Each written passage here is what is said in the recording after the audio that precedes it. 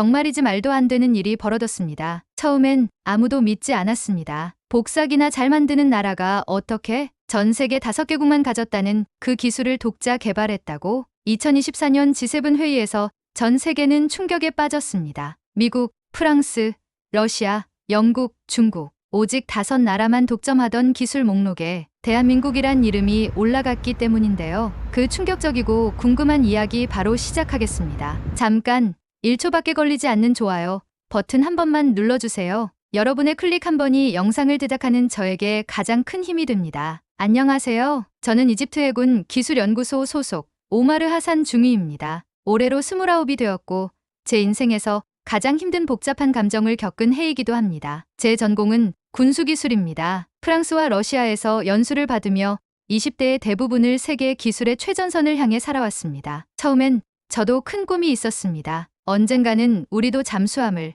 드론을, 위성을 스스로 만들 수 있겠지. 그런데 그 꿈은 매번 누군가의 한마디에 무너졌습니다. 좋은 생각이긴 한데 중동에서요? 이건 최신 기술이라 수출은 안 됩니다. 대체품 소개해드릴게요. 복제도 어렵습니다. 자재부터 못 구하실 텐데요. 그럴 때마다 제가 할 수 있는 건 사양서를 정리하고 라이선스 계약서를 검토하는 일뿐이었습니다. 언제부터인가 기술은 남의 것을 빌려 쓰는 것. 우리는 늘 지켜보는 사람이라는 생각이 뿌리처럼 굳어졌습니다. 그러던 어느 날 G7 정상회의에서 아주 이상한 뉴스가 흘러나왔습니다. 한국 초소형 원자력 추진 시스템 공개. G7 한국 기술력에 대해 공식 언급. 새로운 방산 파트너 떠오르다. 한국, 제 눈을 의심했습니다. 솔직히 말씀드리자면 저에게 한국은 빠른 와이파이만 생각나는 나라였습니다. 그리고 모든 전자제품에 삼성이 붙어있는 이유를 이해하지 못했던 저였습니다. 예전에 프랑스 연수 중 교수님이 농담처럼 말씀하셨던 게 기억납니다. 한국은 뭐든지 빠르게 만들죠. TV도, 자동차도, 결혼도 가끔 실패도요. 그런 편견이 제 뇌리 깊숙이 박혀 있었습니다. 그리고 결정적으로 군사기술 분야에서 한국이 리더로 언급되는 일은 한 번도 본 적이 없었습니다. 그래서였을까요? 이집트 정부가 실사단을 구성하고 저를 그 팀에 포함시켰을 때 저는 한편으론 내심 가볍게 생각했습니다. 쇼핑 가는 거라고 생각하자. 제품 구경하고 대충 메모하고 사진 몇 장 찍고 돌아오는 거지. 하지만 비행기에 탄 그 순간부터 저의 가벼운 생각은 서서히 위기감으로 바뀌고 있었습니다. 원자력 추진 시스템이라니 그게 가능하다고? 그런데 왜 프랑스는 못 해냈지? 한국이 정말로 그걸 해냈다고? 그렇게 저와 실사단은 인천공항에 도착했고 비행기에서 내리자마자 한글이 빽빽하게 적힌 간판들과 질서정연한 공항 풍경이 저희를 맞이했습니다. 인천공항은 생각보다 훨씬 크고 깨끗했습니다. 환승 열차에서 나오는 안내방송은 3개의 언어로 흘러나왔습니다. 영어, 중국어, 그리고 한국어. 그 중에서 가장 또렷하게 들렸던 건 한국어였습니다. 단어가 짧고 딱딱 끊겨서 그런지 왠지 군 명령문 같았습니다. 다음 역은 입국장입니다. 문이 열립니다. 왠지 모르게 한국 사람들은 전쟁 준비도 이렇게 또박또박 할 것 같다는 농담 같은 생각이 스쳤습니다. 입국 심사장을 나오자 한국산업통상부에서 파견된 직원들이 저희를 맞이했습니다. 간단한 인사 후 우리는 첫 방문지인 경상남도 거제도로 향했습니다. 이곳에는 한국 조선산업의 핵심 기지이자 이번에 문제가 되고 있는 소형 원자력 추진 플랫폼이 적용될 해군 잠수함 개발소가 있었기 때문입니다. 버스 안에서 한국 담당자는 조심스럽게 물었습니다. 혹시 한국은 처음 오시는 건가요? 예, 저는 처음입니다. 오셔서 느끼시겠지만 생각보다 많이 다르죠? 네, 상당히. 저는 웃으며 대답했지만 속으로는 이렇게 생각했습니다. 그렇지만 기술은 다르지 않을 거야. 보여줄 게 있다면 이미 강대국에서 나왔겠지. 그렇게 도착한 거제도. 멀리서부터 크레인과 용접 불빛들이 보였습니다. 가깝게 다가가자 저는 입을 다물 수 없었습니다. 조선소가 아니었습니다. 그건 하나의 국가처럼 보이는 거대한 철의 도시였습니다. 끝이 보이지 않는 도크 라인, 자동화된 운송 장비, 그리고 무언가 거대한 메탈 구조물에 코드를 입력하며 토론하고 있는 청년 엔지니어들. 그들은 유니폼도 명찰도 없었습니다. 프랑스에선 계급과 연차에 따라 유니폼 색상도 달랐는데 말이죠. 이들은 묘하게 평등했고 또 분주했으며 무엇보다 눈빛에 겁이 없었습니다. 한국 측 기술자가 설명을 이어갔습니다. 이건 저희가 자립적으로 설계한 차세대 추진 모듈입니다. 완전 무소음 상태를 구현하는 데 성공했고요. 원자로는 다음 주에 조립이 완료됩니다. 순간 저는 말을 잃었습니다. 잠깐만요. 원자로를 조립한다고요? 그걸 여기서요? 네. 공정 일부는 이곳에서 하고요. 나머지는 대전에 있는 연구소에서 진행 중입니다. 그 순간부터였던 것 같습니다. 제 머릿속에 경고음이 울리기 시작한 건 사실 한국이라는 나라에 대해서 제가 아는 정보는 절반은 인터넷, 절반은 오해였습니다. 군사 교육과 정보 수업을 통해 얻은 이미지는 빠르게 성장했지만 여전히 미국의 기술 의존이 심한 국가였습니다. 그리고 개인적인 인상은 솔직히 말씀드리면 전투력보단 스마트폰 충전 속도가 더 빠른 나라, 자동차는 만들지만 전투기는 아직 못 만드는 나라, 패션과 음식은 전 세계를 사로잡지만 정작 전략무기는 빌려 쓰는 나라, 그 정도였습니다. 한국 드라마에서 본 군인들은 늘 멋지게 옷을 입고 있었지만 진지한 전투 장면은 한 번도 본 적이 없었습니다. 그래서였을까요? 제 머릿속엔 한국이란 나라는 효율적이고 근면한 소비자였지 독자적 무언가를 창조하는 설계자는 아니었습니다. 게다가 한국이 원자력 추진 시스템을 개발했다고 들었을 때 제 머릿속에 떠오른 이미지는 이랬습니다. 중국 부품에 미국 설계도 들여다보고 일본 기술 참고해서 조립했겠지. 거기에 한류 감성 디자인 씌운 다음 메이드 인 코리아 라벨 붙이고, 물론 지금 생각하면 참으로 오만하고 부끄러운 편견이었지만 그때 저는 진심으로 그렇게 믿고 있었습니다. 동료 장교인 카멜 중위는 저보다 더 직설적이었습니다. 오마르, 넌 진지하게 저 나라의 기술을 검토할 거야? 우린 전투함 도입 검토하러 온 거지. 전자레인지 쇼핑하러 온 건 아니잖아. 그 말에 모두들 웃었고 저도 웃었습니다. 아마 그 순간까지도 저희는 한나라의 기술을 보고 배우러 간다는 개념 자체를 받아들이지 못했던 것 같습니다. 그건 늘 유럽 혹은 러시아에나 어울리는 역할이었으니까요. 한국은 그저 부지런한 나라, 공장이 24시간 돌아가는 나라, 빨리빨리 문화와 정의란 단어로 포장된 감정 많은 조립형 국가라고 생각했죠. 그리고 이런 저의 확신은 한국에 도착한 첫날 밤 호텔 방 TV에서 본 뉴스 자막 하나로 마지막 고정관념까지 더 씌워졌습니다. 한국 원자력 소형 추진 모듈 세계 첫 공개 G7도 주목. 미영러 자체 개발 의구심 표명. 그걸 보며 저는 속으로 중얼거렸습니다.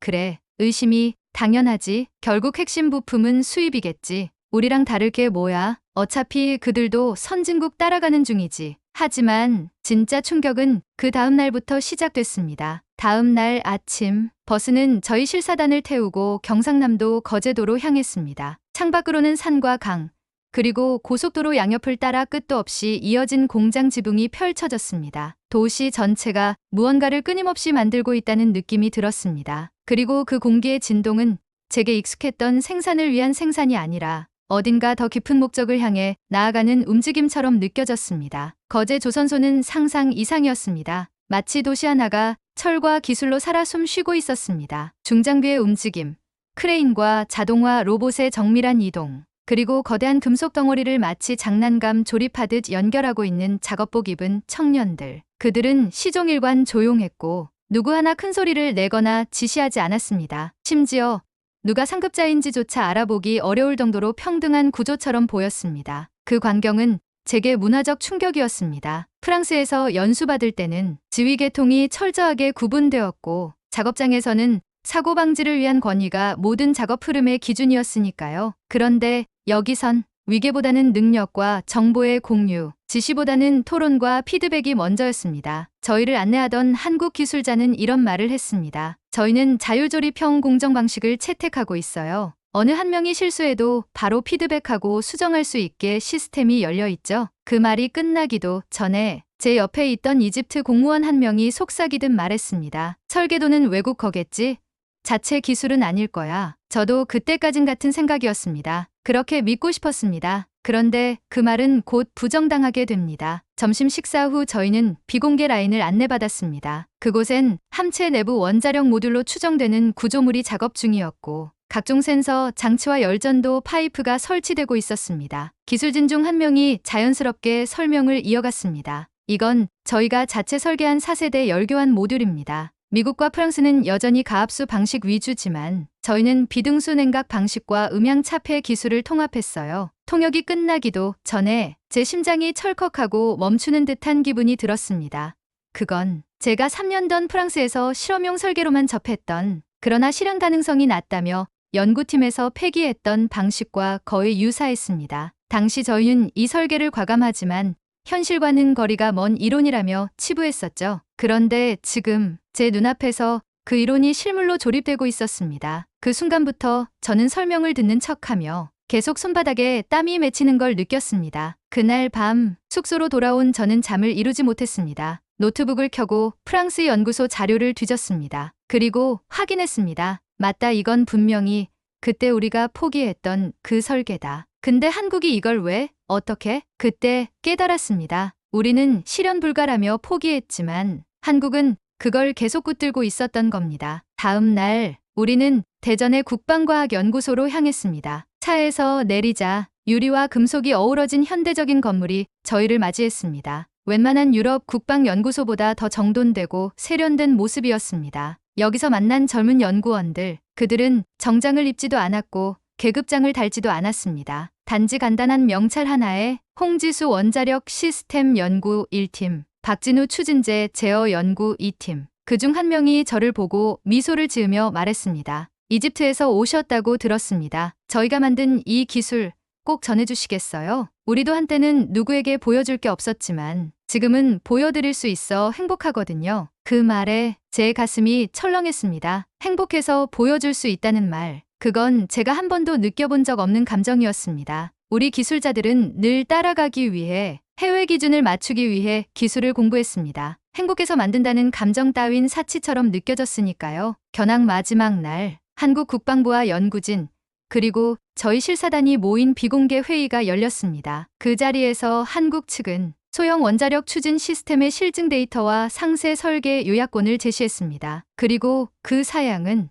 믿기 어려울 만큼 이집트 해군이 지난 10년간 추구하던 기술 사양과 일치했습니다. 소형화된 반응기, 무소음, 잠항, 고온 열교환 시스템과 수중통신 차폐 기술까지. 그 순간 저는 숨이 턱 막혔습니다. 이건 우리였다. 우리가 만들고 싶었던 기술. 우리가 수없이 실패하고 수없이 거절당했던 바로 그 기술이었다. 하지만 우리는 포기했고 그들은 밀고 나갔고 지금 우리가 배우러 온 입장이 되어 있었습니다. 그날 밤 호텔 침대에 앉아있던 저는 거울 속 제 얼굴을 한참 동안 바라봤습니다. 프랑스에서 배울 땐 자부심이 있었고 러시아에선 강함을 느꼈습니다. 그런데 한국에서 처음으로 가능성이라는 걸 느꼈습니다. 그들은 강요하지 않았고 설득하지도 않았습니다. 다만 묵묵히 보여주었고 그 안에 저희가 그토록 원했던 해답이 있었습니다. 그날 오후 대전으로 떠나기 전 마지막 기술질의 시간이 있었습니다. 한국 연구진과 저희 이집트 실사단이 마주 앉았고 기술 서류 교환 및 질의응답이 진행되었습니다. 그때였습니다. 저희 측 방산 기술자 한 명이 자료 일부를 슬쩍 사진으로 찍으려던 장면이 한국 측 관리자에게 포착된 것입니다. 회의장은 한순간에 정적에 휩싸였습니다. 한국 국방부 측 인사가 조용히 말을 꺼냈습니다. 정식 기술 협약 전 무단 촬영은 곤란합니다. 저희는 지금까지 모든 과정을 신뢰 기반으로 열어드렸습니다. 하지만 이런 행동은 말은 끝까지 이어지지 않았지만 공기 자체가 싸늘해졌습니다. 이집트 실사단장인 하피즈 대령이 급히 사과했지만 이미 분위기는 돌아오지 않았습니다. 심지어 기술진 사이에서도 한국 측 자료 회수와 실사 제안 검토에 대한 언급이 오가기 시작했습니다. 호텔로 돌아오는 길, 제 옆자리에 앉은 한국 기술자는 이렇게 말했습니다. 실은 저희도 과거에 그런 실수를 여러 번 겪었습니다. 정보를 훔치려다 협력 기회를 잃었죠. 저희가 오늘 느꼈던 당혹감, 과거에 우리가 외국에서 겪었던 기분과 똑같더라고요. 그 말을 듣는 순간 제 뺨이 화끈 달아올랐습니다. 그건 단순한 실수가 아니었습니다. 우리는 여전히 배우러 온 입장이 아니라 훔쳐야 할 대상으로 여긴 것입니다. 그리고 제가 느낀 충격은 기술력에 대한 것이 아니었습니다. 우리가 한국을 대하는 자세 자체가 이미 근본적으로 잘못되어 있다는 것, 그 사실이 가슴을 짓눌렀습니다. 그날 밤 실사단 내부에서는 두 가지 의견이 충돌했습니다. 한국은 너무 과잉 반응하는 거야. 기술 몇 장 찍은 게 뭐라고. 아니다.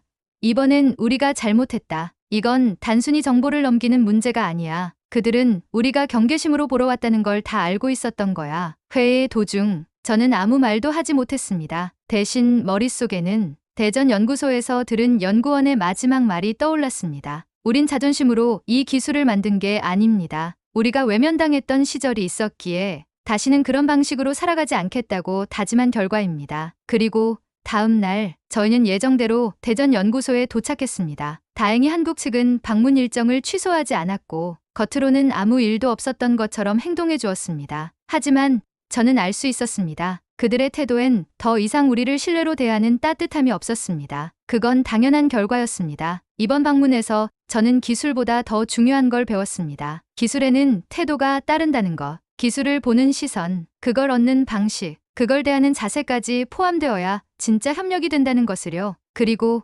그날 한국 측은 마침내 저희에게 핵심 기술 개요를 보여주었습니다. 단 하나의 조건을 달고 말이죠. 이 기술은 단순한 수출품이 아닙니다. 함께 개발할 파트너를 찾고 있습니다. 판매가 아니라 함께라는 말. 그 말은 제 가슴을 먹먹하게 했습니다. 그날 밤 저는 단 한 줄의 보고서를 써 내려갔습니다. 그들은 기술을 만든 게 아닙니다. 기술을 대하는 존엄이라는 것을 만들었습니다. 부끄러웠습니다. 제 자신이, 그리고 제 조국이. 한국에서의 마지막 일정이 끝났습니다. 저희 이집트 실사단은 귀국 준비를 위해 서울 시내의 한 호텔로 돌아왔고 각자 짐을 정리하거나 조용히 개인적인 시간을 보내기 시작했습니다. 그날 밤 저는 혼자 호텔 옥상에 올라갔습니다. 하늘은 유독 맑았고 멀리 한강이 보였습니다. 그 강 너머로 펼쳐진 도시의 불빛은 마치 전선처럼 반듯하게 정렬된 LED 조명 같았습니다. 저는 그 아래에서 한참 동안 아무 말도 하지 못했습니다. 머릿속이 복잡했습니다. 왜 이렇게까지 흔들리는 걸까? 한국은 대체 무엇을 만들어낸 걸까? 우리가 왜 이들에게 배우고 있어야 하는 걸까? 하지만 곧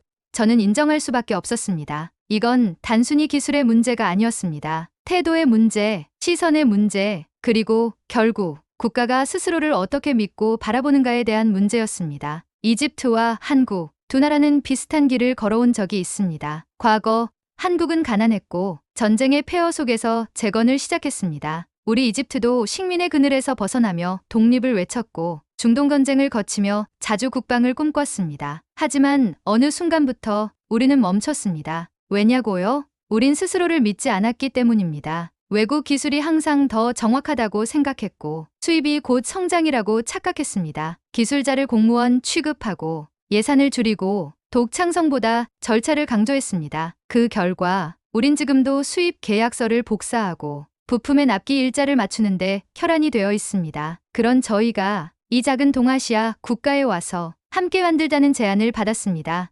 그건 계약이 아니라 신뢰였고 시혜가 아니라 존중이었습니다. 그날 밤 저는 도저히 잠들 수 없어 서울 시내를 걸었습니다. 늦은 밤인데도 카페는 열려 있었고 학생들이 노트북을 펴고 무언가를 열심히 하고 있었습니다. 도시 곳곳에선 공공 와이파이가 잡혔고 택시기사분들은 스마트 결제기를 사용하며 영어로도 간단한 대화를 나눴습니다. 그러다 문득 편의점 앞 벤치에 앉아있던 청년 두 명이 말다툼을 하는 소리가 들렸습니다. 형 말대로 하면 개발이 늦어진다니까. 근데 원칙은 지켜야지. 이건 그냥 코드 문제가 아니라고. 그들이 무슨 일을 하는 사람들인지는 몰랐지만 한 가지는 분명했습니다. 이들은 스스로 무엇인가를 만들고 있었고 그것에 대해 열정적으로 그리고 진지하게 싸우고 있었습니다. 그 모습이 너무 부러웠습니다. 그리고 동시에 너무 부끄러웠습니다. 서울에 머무는 마지막 이틀 동안 저는 개인적으로 두 곳을 더 방문했습니다. 공식 일정에는 포함되어 있지 않았지만 그곳에서의 체험은 제 생각을 근본적으로 바꿔놓는 결정적인 계기가 되었습니다. 첫 번째는 한국의 한 공업 고등학교 실습실이었습니다. 서울시 교육청의 협조로 잠수함 설계와 관련된 기초 기계 교육이 이뤄지는 현장을 잠시 참관하게 된 것이었습니다. 고등학생들입니다. 그런데 그들의 손에 들린 태블릿에는 CAD 3D 모델링 소프트웨어가 깔려 있었고 학생 한 명은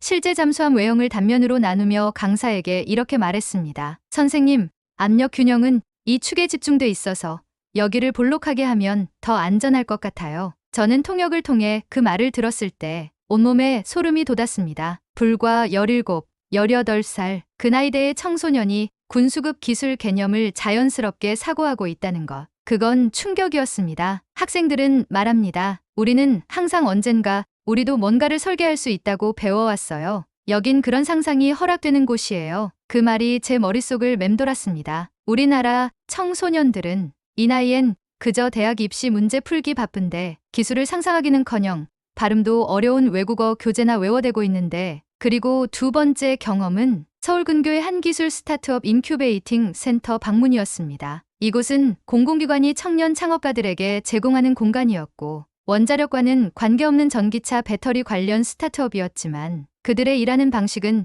저를 또 한 번 압도시켰습니다. 한 청년은 말했습니다. 저희는 한국 기술이 완성형이라고 생각하지 않아요. 계속 의심하고 다시 뜯어보고 다른 나라 기술도 공부해요. 근데 중요한 건 이 나라에서는 우리가 해낼 수 있다는 믿음을 누구도 비웃지 않아요. 저는 그 말을 듣고 잠시 말을 잇지 못했습니다. 기술은 결국 사람의 사고방식에서 출발한다는 것. 그리고 이 나라의 기술은 수치나 효율 이전의 믿음이라는 토양 위에서 자란 것임을 비로소 뼈저리게 느꼈습니다. 숙소로 돌아오던 길, 지하철 안엔 방과 후로 보이는 학생들이 줄지어 앉아 있었습니다. 어떤 아이는 태블릿으로 무엇인가를 설계하고 있었고 또 다른 아이는 공책에 탄소 중립 에너지 로드맵이라는 제목의 글을 쓰고 있었습니다. 그 순간 저는 확신하게 되었습니다. 한국은 성공한 나라가 아니라 믿고 키워주는 나라였습니다. 그리고 그런 분위기 속에서 국민들이 자기 분야에서 끊임없이 창조자가 되어가고 있었습니다. 그게 바로 저희 이집트가 지금껏 놓치고 있었던 것이었습니다. 이러한 경험들이 모두 쌓여 저는 기술 보고서보다 더 먼저 이 나라의 기술은 정신에서 나온 것이라는 결론을 내릴 수밖에 없었습니다. 한국은 단지 기계를 잘 만드는 나라가 아니었습니다. 그건 전 세계가 할 수 있습니다. 하지만 기술을 존엄으로 만드는 방법은 배우는 것이 아니라 삶으로 스며드는 것이었습니다. 그리고 그걸 저는 이제야 처음 배운 것이었습니다. 이틀 뒤 귀국길 비행기 안에서 저는 창밖을 내다보며 생각했습니다. 한국은 제게 기술의 놀라움만을 보여준 것이 아니었습니다. 그들은 조용히 아무 말 없이 당신도 할 수 있다고 말해주고 있었습니다. 그들이 지칠해서 자리를 차지한 건 수출량이나 예산이 많아서가 아니었습니다. 그들 안에는 할 수 있다는 믿음, 그리고 실패를 두려워하지 않는 태도가 있었기 때문입니다. 그 믿음은 논문이나 데이터로는 설명되지 않습니다. 그건 현장 속에서, 조선소에서, 연구소에서, 심지어는 학생들의 토론장에서도 느껴지는 공기 같은 것이었습니다. 그 공기를 마신 저는 비로소 기술자가 아닌 창조자로 살아가는 삶의 방식을 조금은 이해하게 되었습니다. 귀국 후 이집트 해군 본부에서는 저희 실사단의 보고서 발표가 있었습니다. 저는 모두가 모인 회의장에서 마지막 슬라이드를 띄우며 이렇게 말했습니다. 한국은 우리보다 앞선 나라가 아닙니다. 다만 우리보다 오래 포기하지 않았던 나라입니다. 기술은 복제가 아니라 정신입니다. 우리가 그 정신을 품지 못하면 어떤 장비를 사와도 우리는 늘 남의 것을 쓰는 나라로 남게 될 것입니다. 그 순간 회의장은 조용해졌습니다. 그리고 그 침묵 속에서 저는 느꼈습니다. 지금 우리가 이 기술보다 더 절실히 도입해야 할 것은 한국이라는 나라가 가진 가능성의 철학이라는 것임을. 귀국 후 며칠간 저는 거의 잠을 이루지 못했습니다. 보고서 작성은 무겁고 조심스러웠으며 무엇보다 단순한 기술 검토가 아니라 철학과 태도의 격차까지 담아야 했기에 손이 떨어지지 않았습니다. 상부에 제출한 초안의 마지막 줄엔 이렇게 적었습니다. 이건 장비 수입 문제가 아닙니다. 한국은 단지 무기를 파는 나라가 아닙니다. 그들은 우리에게 기술을 만든다는 감각이 무엇인지 보여준 유일한 나라입니다. 그 문장은 내부에서 작은 파장을 일으켰고 며칠 뒤 저는 국방부 고위 간부 앞에 불려가게 되었습니다.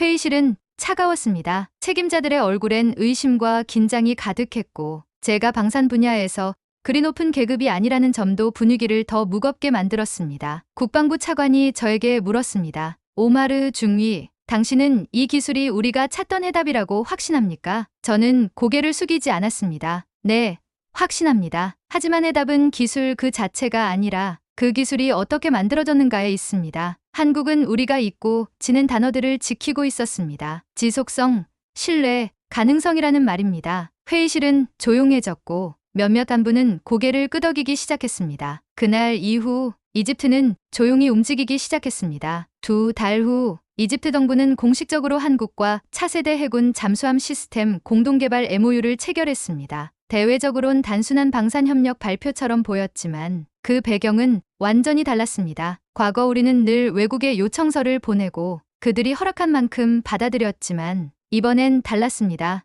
우리가 먼저 설계를 제안했고 그 안에 우리의 바람과 조건을 담았습니다. 그것은 기술 수입이 아닌 공동 설계였습니다. 부속품 하나부터 추력 계산식 하나까지 이집트 기술진이 함께 참여하는 조건이었습니다. 그리고 놀랍게도 한국은 그걸 받아들였습니다. 우리는 항상 배울 준비가 되어 있습니다. 상대가 진심이면 협력의 크기에는 국경이 없습니다. 한국 기술진의 답변이었습니다. 그 말을 듣고 저는 잠시 말을 잇지 못했습니다. 새 프로젝트가 시작되면서 저는 다시 한번 한국을 찾게 되었습니다. 이번에는 더 이상 감시관도 기술 의심자도 아니었습니다. 저는 당당히 공동설계 책임자 자격으로 한국을 방문하게 되었고 거제도와 대전, 서울을 넘나들며 한국 기술진과 어깨를 나란히 하게 되었습니다. 특히 기억에 남는 순간이 하나 있었습니다. 한국 측 수석 연구원과 야간 회의를 마친 후 우리는 조용히 커피를 마시며 잠시 쉬고 있었습니다. 그는 말했습니다. 오마르 중위님,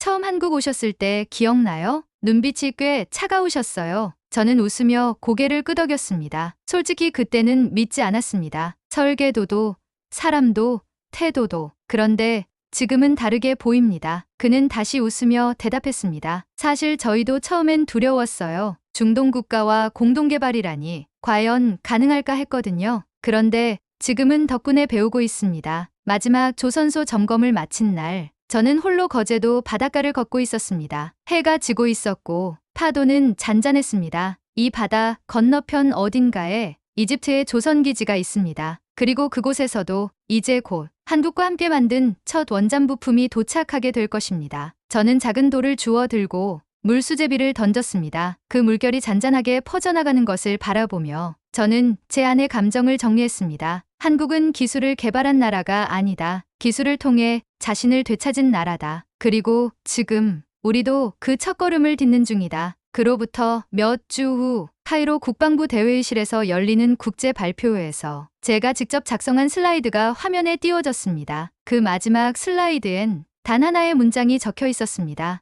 우리는 늘 지켜보는 입장이었습니다. 하지만 이제는 배웠습니다. 할 수 있다는 것을 한국이 먼저 보여줬기 때문입니다. 그리고 이젠 우리가 보여드릴 차례입니다. 박수 소리가 터졌습니다. 외국 대표단들은 놀란 얼굴이었고 한국 측 참관단은 조용히 고개를 숙였습니다. 저는 그 자리에서 기술자 오마르 하산이 아닌 미래를 설계하는 한 사람으로서 미소 지었습니다. 한국을 처음 방문했을 때 저는 질문하러 왔습니다. 하지만 돌아갈 땐 제가 대답이 되어 있었습니다. 그리고 저는 확신합니다. 이집트는 더 이상 지켜보는 나라가 아닙니다. 우리는 이제 스스로 만들고 설계하고 나아갈 나라가 되려 합니다. 그리고 그 첫 문은 바로 한국이 열어주었습니다. 그리고 저는 마지막으로 이렇게 말하고 싶습니다. 한국은 세계를 놀라게 한 기술 국가가 아닙니다. 그보다 더 위대한 건 자신의 기술을 통해 남을 일으키는 나라라는 점입니다. 한국은 우리에게 무기를 팔지 않았습니다. 대신